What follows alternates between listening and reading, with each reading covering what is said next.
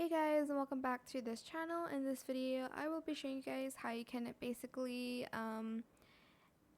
remove watermark in any eraser. So log in first, and then you're going to either upload your image or video, or you're going to try one of these samples. I'll just do the sample. Select the brush and then select the watermark. Then you're just going to select remove objects now, and it's going to remove the watermark, and you can then download.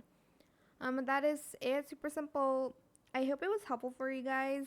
Don't forget to like, comment, share, and also subscribe to this channel if you haven't done that already.